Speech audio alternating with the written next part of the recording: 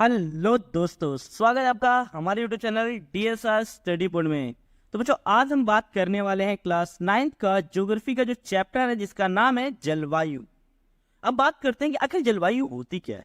भाई, होता क्या जलवायु? तो जलवायु का मतलब क्या होता है बच्चों? वो एक ऐसा विशाल क्षेत्र होता है, ठीक है ना। काफी बड़े क्षेत्र में क्या होता है, जो मौसम की अवस्थाओं में अगर आपको कोई विविधता दिखाई देती है तो उसे हम जलवायु कहते हैं। और जलवायु बच्चों क्या होता है, किसी स्थान पर लगभग काफी लंबे समय तक होता है। जैसे 30 से 50 साल तक किसी स्थान पर जलवायु स्थिर रहती है।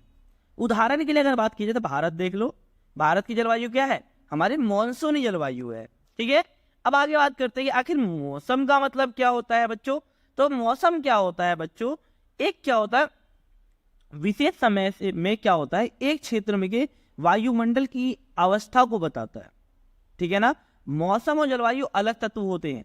जैसे अगर बात की जाए, जैसे तापमान, वायुमंडलीय दाब, पवन, आर्द्रता, वर्षण, वर्षण मतलब वर्षा, ये सारी बच्चों क्या है, मौसमी घटनाएं, ठीक है ना। मौसम के द्वारा इनसे क्या होता है, परिवर्तन होता है। अब बात करते हैं मौसम और जलवायु में अंतर क्या होता है। तो याद रखना बच्चों, हमेशा मौसम हमेशा क्या होता है, छोटे समय के लिए होता है, बहुत कम समय के लिए होता है। मौसम एक दिन में कई बार भी बदल सकता है। और जलवायु क्या होती है, किसी स्थान पर काफी लंबे समय के लिए होती है, कहीं कहीं 30 साल 50 सालों तक क्या होती है, जलवायु विद्यमान रहती है। और मौसम तो बहुत छोटे समय के लिए होता है। मौसम एक दिन में बहुत बार बदल सकता है और जलवायु क्या होती है, काफी लंबे समय तक नहीं बदलती। मौसम की पढ़ाई को हम लोग क्या कहते हैं, यानी मौसम के अध्ययन करते हैं या जो मौसम के बारे में हम जानने की कोशिश करते हैं, इसे हम कहते हैं बच्चों मौसम विज्ञान। और जलवायु का पढ़ाई जो हम करते हैं, जलवायु के बारे में जो पढ़ते हैं, उसे कहते हैं जलवायु विज्ञान। तो ये अंतर होता है बच्चों मौसम और जलवायु में। अब बात मैं कई बार सोचने लग गया, यार मॉनसून क्या होता है, मानसून, है ना। कई बार हम सोचते मॉनसून मानसून होता क्या ही है ना, कई बार हम डाउट में होते हैं। तो याद ना, मॉनसून जो शब्द है ना बच्चों, अरबी भाषा का शब्द है। अरबी भाषा का शब्द मोसीम से बना हुआ है, ठीक है, जिसका अर्थ होता है बच्चों मौसम। मॉनसून का अर्थ बेसिकली अगर बात की जाए, एक वर्ष के दौरान वायु की दिशा में ऋतु के अनुसार परिवर्तन को हम क्या कहते हैं, मॉनसून कहते हैं। कहने का मतलब क्या है, यानी एक साल में क्या होता है, जो ऋतुएं बदलती हैं मौसम के अनुसार, ठीक है, उसे क्या कहते हैं, मॉनसून कहते हैं। क्या कहते हैं बच्चों, मॉनसून। बेसिकली हम लोग मॉनसून से तो वर्षा लगाते हैं, जब ये मानसून के बारे में बात करते हैं तो वर्षा से हम इसका अर्थ लगाते हैं।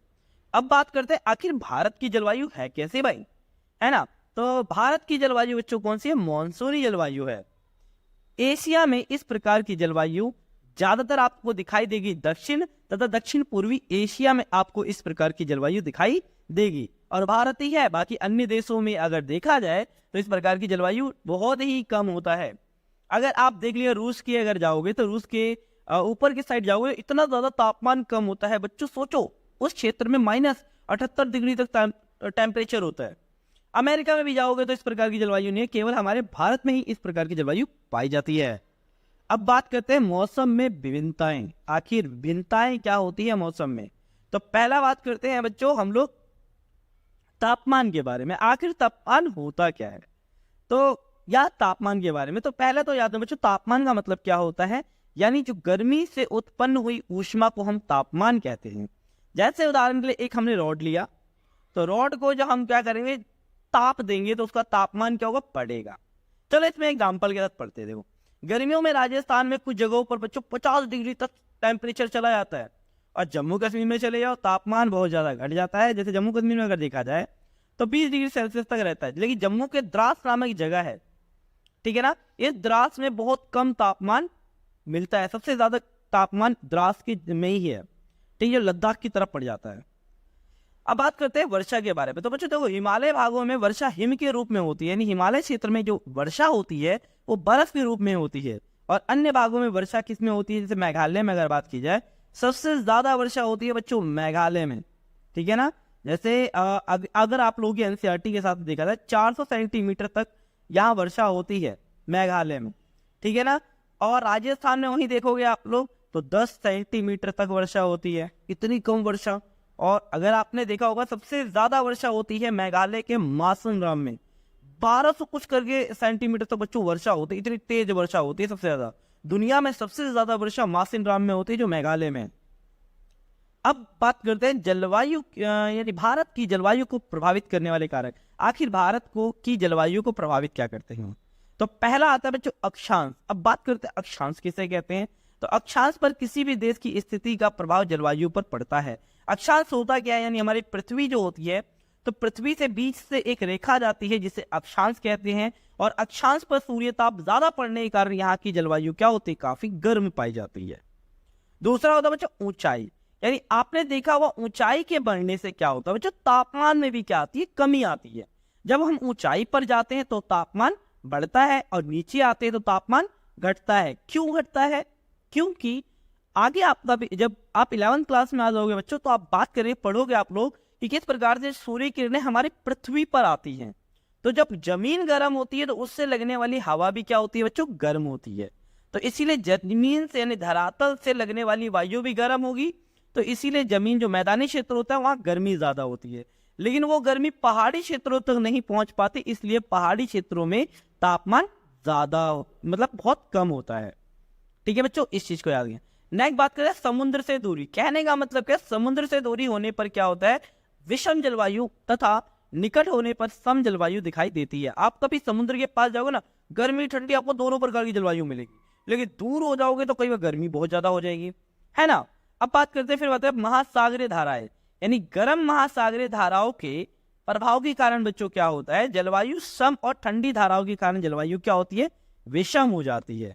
ठीक है ना। सम मतलब क्या होता है बच्चों, ठंडी और गर्मी दोनों, और विषम का मतलब क्या होता है, या तो गर्मी ज्यादा होगी या ठंडी ज्यादा होगी। तो ये है बच्चों भारत की जलवायु को प्रभावित करने वाले कारक। बच्चों अगर वीडियो अच्छी लग रही हो तो वीडियो को लाइक शेयर सब्सक्राइब जरूर करें। आगे बात करते हैं बच्चों जेट धारा। अब भाई जेट धारा क्या होती है, कई बच्चे तो इसी में लुढ़क जाते हैं, पता नहीं चलता जेट धारा है क्या। देखो जेट धारा क्या होती है, क्षोभ मंडल में क्या होता है, ज्यादातर ऊंचाई, क्षोभ मंडल में अत्यधिक ऊंचाई वाली जैसे पश्चिमी पवनें होती है, जिनकी गति 110 किलोमीटर प्रति घंटा से लेकर 180 किलोमीटर प्रति घंटा तक चलती है। यानी जो जेट धाराएं होती है बेसिकली ये हवाएं होती है, पवनें होती है, जो क्षोभ मंडल में बहुत अधिक तीव्रता से चलती है, लगभग 110 से लेकर 180 किलोमीटर प्रति घंटा की रफ्तार से ये धाराएं, ये हवाएं चलती हैं, इन्हें ही जेट धाराएं कहते हैं। और जेट धारा भारत में क्या होता है बच्चों, गर्मियों को छोड़कर पूरे साल क्या होता है, हिमालय के दक्षिणी में बहती रहती है, सिर्फ गर्मियों को छोड़ दी जाए। और ये धारा 27 डिग्री क्या होती है, से 30 डिग्री उत्तर अक्षांश के बीच क्या होती है, प्राप्त होती है। यानी ये क्या है बच्चों, हमारे पृथ्वी, हमारे भारत की स्थिति है। तो यहाँ आपको जेट धाराएं आसानी से देखने को मिल जाएंगी।